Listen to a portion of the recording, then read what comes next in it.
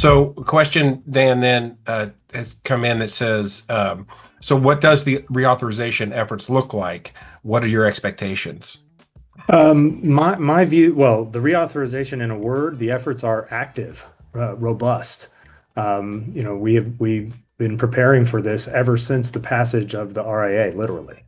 And my expectation is that I actually think that there's very little risk that the program will not be reauthorized. And I could go into the reasons for that, both political and process wise.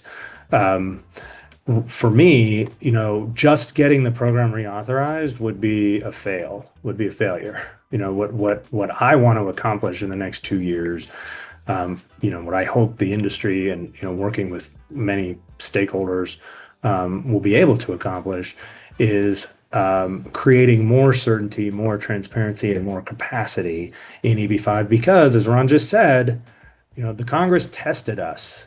They said, "Hey, we're going to pass this Reform and Integrity Act. We're going to clean up all the, sort of bad actors.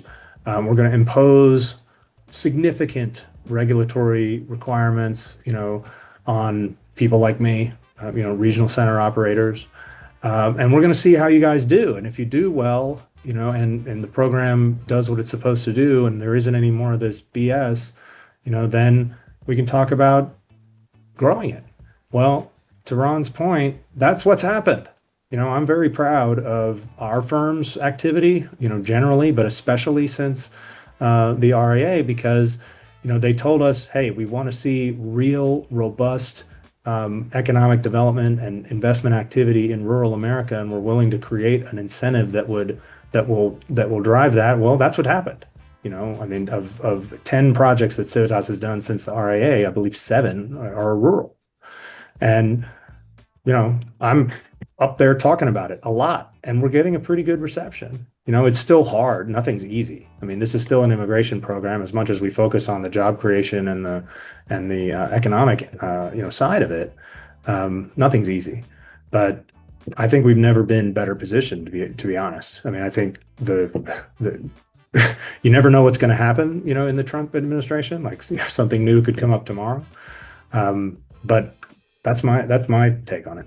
Yeah, I'm less concerned about the whether than I am about the when.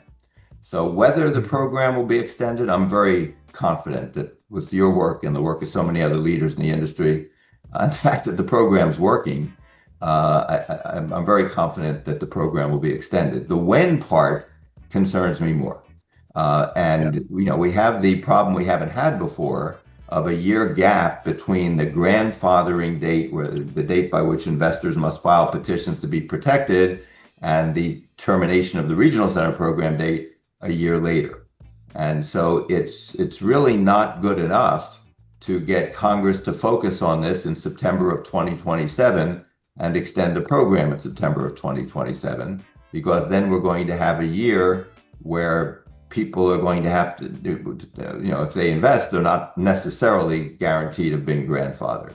So it kind of pushes up the urgency of trying to get the extension in 2026.